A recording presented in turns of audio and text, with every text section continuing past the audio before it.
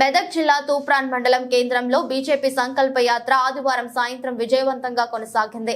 ఈ సందర్భంగా కేంద్ర మంత్రి కిషన్ రెడ్డి, ఎంపీ అభ్యర్థి రఘునందన్ రావుతో పాటు పలువురు బీజేపీ ముఖ్య నేతలు హాజరయ్యారు. వేదిక మీద ఉన్నటువంటి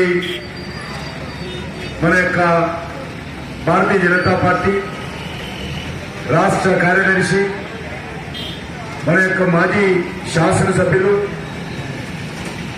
రఘునందన్ రావు గారు, అదేవిధంగా మన పార్టీ జిల్లా శాఖ అధ్యక్షులు, మన పార్టీకి సంబంధించినటువంటి రాష్ట్ర నాయకులు, నగర నాయకులు, ఈ కార్యక్రమంలో పాల్గొంటున్నటువంటి సోదరి సోదరులందరికీ పేరు పేరున నమస్కారాలు. ముఖ్యంగా ఈ యొక్క తూప్రాన్ పట్టణంలో ఉన్నటువంటి పత్రికా మిత్రులకు కూడా పేరు పేరున నమస్కారాలు. మనకు తెలుసు, ఏప్రిల్ మొదటి వారంలో మన దేశాన్ని ఎన్నికలు జరగనున్నాయి.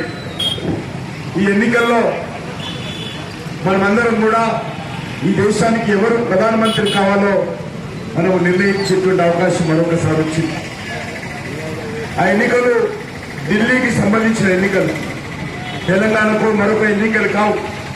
ఈ దేశంలో మరి ప్రధానమంత్రిగా ఎవరు ఉండాలి, ఎవరి చేతిలో ఈ దేశం భద్రంగా ఉంటుందో మనమందరం కూడా ఆ ఎన్నికల్లో నిర్ణయించబోతా ఉన్నాం. అందుకే ఈరోజు భారతీయ జనతా పార్టీ తెలంగాణ శాఖ ద్వారా ఒక 5 యాత్రలు తీసుకొని గ్రామాలలో ఉన్నటువంటి గ్రామీణ ప్రజలను, రైతులను, మహిళలను, యువకులను కలిసేటువంటి కార్యక్రమం పెట్టుకున్నాం. రాష్ట్రం అంతా కూడా పర్యటిస్తా ఉన్నాం. 2వ తేదీ సాయంకాలం వరకు కూడా ఈ రకమైనటువంటి 5 యాత్రలు తెలంగాణ నుండి గ్రామీణ ప్రాంతాలలో మరి విజయ సంకల్ప యాత్రతో పర్యటిస్తా ఉన్నాం.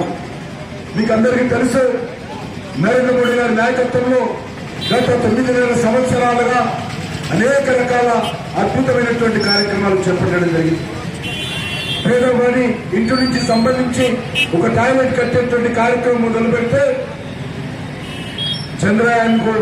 చంద్రమండలానికి వెళ్లి భారతదేశం తరఫున చంద్రయాన్ యాత్ర వరకు కూడా అద్భుతమైనటువంటి కార్యక్రమం చేపట్టడం జరిగింది.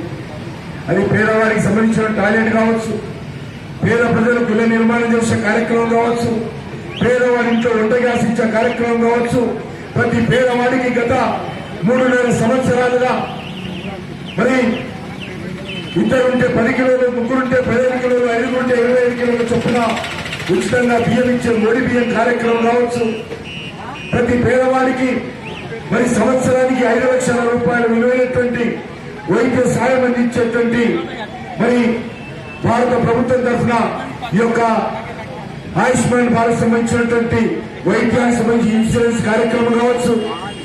అదే కాకుండా ప్రతి పేదవాడి బ్యాంక్ అకౌంట్ ఇచ్చే కార్యక్రమం కానీ, ఈ రకంగా అనేక రకాల కార్యక్రమాలు కేంద్ర ప్రభుత్వం చేపట్టడం జరిగింది. ప్రతి పట్టణాన్ని అనుసంధానం చేస్తూ జాతీయ రహదారుల నిర్మాణం కానీ, అదేవిధంగా ప్రతి గ్రామంలో గ్రామ పంచాయతీలకు సంబంధించి ఆ గ్రామంలో ఉన్నటువంటి రోడ్స్ కానీ, ఆ గ్రామంలో ఉన్నటువంటి వీధి లైట్లు కానీ, ఆ గ్రామంలో ఉన్నటువంటి పారిశుభ్రత కార్యక్రమం కానీ పూర్తిగా ఈరోజు కేంద్ర ప్రభుత్వ నిధులతో జరుగుతూ ఉన్నది. రైతులకు సంబంధించి ప్రతి రైతుకు మరి సంవత్సరానికి 6,000 చొప్పున 4 నెలలకు ఒకసారి ఈరోజు బ్యాంకులో 3 పైసలు వేయడం కానీ బ్యాంక్ అకౌంట్లు. ఈ రకంగా అనేక కార్యక్రమాలు నరేంద్ర మోడీ గారి ప్రభుత్వం చేపడతా ఉంది. గతంలో మనకు తెలుసు, ఈ దేశంలో ఎక్కడ చూసినా శాంతి భద్రతల సమస్య ఉంది. గత 9 సంవత్సరాలుగా ఈ దేశంలో శాంతి భద్రతల సమస్య ఎక్కడ కూడా లేదు. ఎవరిని అడిగినా కూడా ఈరోజు మనకు తెలుసు, గతంలో ఎక్కడ చూసినా ఉగ్రవాద కార్యక్రమాలు, ఎక్కడ చూసినా బాంబు పేలులు, ఎక్కడ చూసిన ఆర్డిఎక్స్లు, కర్ఫ్యూలు, మత కళాలు. ఈరోజు మన దేశంలో ఎక్కడ కూడా ఈ రకమైనటువంటి కార్యక్రమాలు లేదు. మన హైదరాబాద్ నగరంలో కూడా సెక్రటరీ ఎదురుగా లుంబిని పార్కులో బాంబు పేలులు, కోటిలో గోకుల్ చాట్ బండార్లో బాంబు పేలులు, దిల్సుఖ్ నగర్ సాయిబాబా దేవాలయం దగ్గర బాంబు పేలులు. ఈ రకంగా దేశంలో ఎక్కడ చూసినా పాకిస్తాన్ వ్యవసాయ కార్యక్రమాలు ఉండేవి.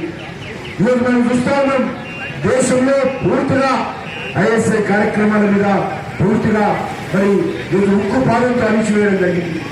దేశంలో ప్రజలు పూర్తిగా స్పష్టంగా స్వేచ్ఛగా ఉన్నారు. అన్ని కులాల వాళ్ళు, అన్ని మతాల వాళ్ళు, అన్ని వర్గాల వాళ్ళు, అన్ని ప్రాంతాల ప్రజలు కూడా స్వేచ్ఛగా ఉన్నారు. మౌలిక వసతులు ఈరోజు నేషనల్ హైవే మనం తీసుకుంటే అద్భుతమైనటువంటి నేషనల్ హైవేస్ నరేంద్ర మోడీ గారి నాయకత్వం ఏర్పాటు చేయడం జరిగింది. దేశంలో అన్ని వర్గాల ప్రజలు ఈరోజు సంతోషంగా మరి అన్ని రకాలుగా ఉంటున్న విషయాన్ని కూడా మనం చేస్తా ఉన్నాం. అందుకే ఈరోజు దేశ ప్రజలు ఆలోచన చేస్తా ఉన్నాం. నరేంద్ర మోడీ గారి నాయకత్వం మరొకసారి కావాలని ఇంతకుముందు మన రఘునందన్ గారు చెప్పినట్టు దేశంలో అన్ని సర్వేలలో కూడా నరేంద్ర మోడీ గారు అద్భుతమైనటువంటి మెజార్టీతో మూడోసారి హ్యాట్రిక్ ప్రధానమంత్రిగా ఈ దేశంలో గెలవబోతా ఉన్నారని మనం చేస్తున్నారు. నాకు పూర్తి విశ్వాసం ఉంది. తెలంగాణలో కూడా ఈరోజు మనము 17 సీట్లు గెలవాల్సిన అవసరం ఉంది. ఎందుకంటే టీఆర్ఎస్ పార్టీకి భవిష్యత్తు లేదు. టీఆర్ఎస్ పార్టీ నిన్నటి పార్టీ. టీఆర్ఎస్ పార్టీ ఒక సీటు గెలిచినా తెలంగాణకు వచ్చే లాభం లేదు. టీఆర్ఎస్ పార్టీ ఒక సీటు గెలవకపోయినా తెలంగాణకు వచ్చే నష్టం లేదు. ఏం చూసి అడుగుతారు, ఏం చూపించి అడుగుతారు టీఆర్ఎస్ పార్టీ. కాబట్టి టీఆర్ఎస్ పార్టీ యొక్క ఆవశ్యకత ఈరోజు తెలంగాణకు లేదు. తెలంగాణలో కేసీఆర్ కుటుంబం చేసినటువంటి అవినీతి, కేసీఆర్ కుటుంబం చేసినటువంటి అక్రమాలు, కేసీఆర్ కుటుంబం చేసినటువంటి మోసాలు ఈరోజు తెలంగాణ ప్రజలు ఇక భరించే పరిస్థితి లేకనే మనం ఓడించారు. కానీ మొన్న కాంగ్రెస్ పార్టీ అనుకుంటుంది మేము గెలిచామని. కాంగ్రెస్ పార్టీ గెలవలే. ప్రజలు కేసీఆర్ కుటుంబాన్ని ఓడించారు. కానీ ఈరోజు నేను మనం చేస్తాను, కాంగ్రెస్ పార్టీకి టీఆర్ఎస్ పార్టీకి తేడా లేదు. ఈ రెండు కూడా అవినీతి పార్టీలే, ఈ రెండు కూడా కుటుంబ పార్టీలే, ఈ రెండు కూడా అహంకారపూరితమైనటువంటి పార్టీలే. ఈ